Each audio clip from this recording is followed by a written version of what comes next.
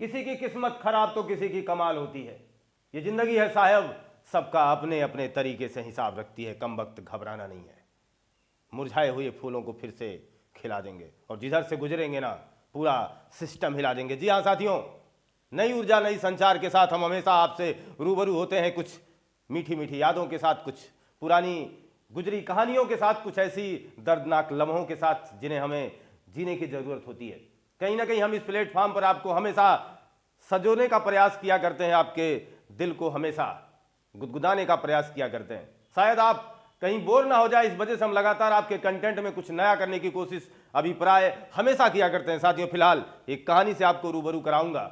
मोहम्मद गौरी की कहानी है, उससे लगी हुई है कहानी है, मिलती जुलती कहानी जो हमारे इतिहास के पन्नों में कहीं ना कहीं दफन है, और हम उसको थोड़ा सा आपसे उसका परिचय कराना चाहेंगे। थोड़ी सी आपको इस इतिहास की कहानी को दिलचस्पी पैदा हो, इस सब्जेक्ट में थोड़ा सा ऐसा कुछ करने का इरादा हमारा है साथियों। तो 1178 ईस्वी की हम बात करने वाले हैं।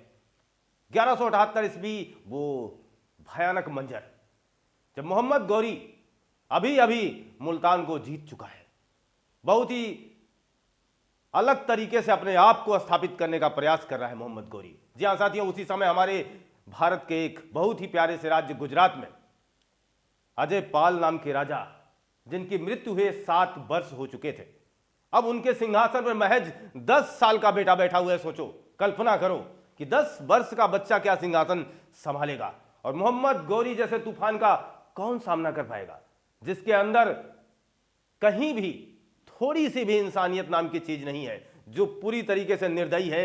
सीधी सीधी बात, या तो हमारे साथ या तो फिर आपको हटाना ही हटाना है। ऐसा कुछ उद्देश्य के साथ मोहम्मद गौरी अपने कार्यदायित्व का निर्वहन कर रहा था। अजय पाल नहीं है, उनका छोटा सा बच्चा अब सिंहासन पर बैठा हुआ है। मोहम्मद गौरी सीमा के लगभग 40 किलोमीटर के दायरे में आकर के बैठ जाता है। सोचिएगा, इतने छोटे से राजा पर वो क्या संभाल पाएगा भला सिंहासन। मोहम्मद गौरी संदेश भिजवाता है, संदेश वहां पहुंचता और राज दरबार में आता है गुजरात के।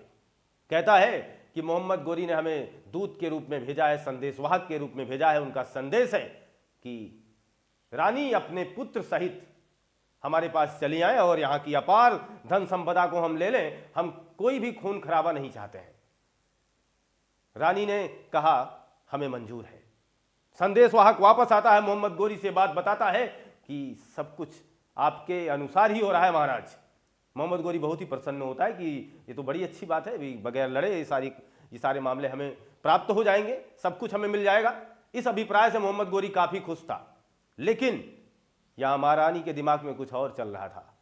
जी हाँ साथियों, उस महारानी का नाम जरूर सुनना चाहेंगे आप, नैकी देवी, जो कि गोवा की राजकुमारी थी और यहाँ अजय पाल की पत्नी थी।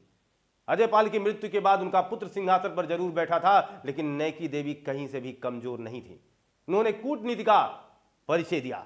उन्होंने कहा हमें शर्त मंजूर है, और जब संदेशवाहक वहां पहुंचता मोहम्मद गौरी काफी प्रसन्न होता है। लेकिन नैकी देवी ठीक उसके विपरीत काम करती हैं।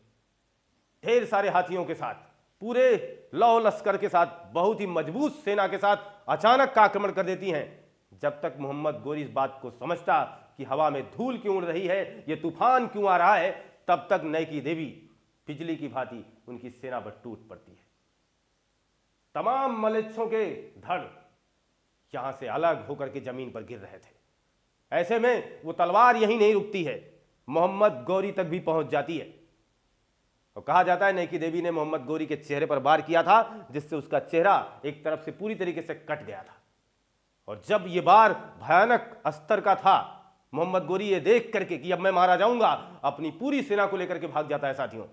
और तब तक नहीं रुकता जब तक मुल्तान नहीं पहुंच जाता। तो सोचिए, ऐसी मार्मिक कहानी आपको कहां मिलती है और किस तरीके से मिलती हैं, हमें सोचना चाहिए कि, और ये हमें हमारे लिए एक प्रेरणादायक कहानी है। तो मोहम्मद गौरी से जुड़ी हुई ये कहानी आपको कैसी लगी जरूर बताइए कमेंट बॉक्स में। मिलते हैं आपसे नए कंटेंट में। आपका दिन शुभ हो। आपको बहुत बहुत धन्यवाद।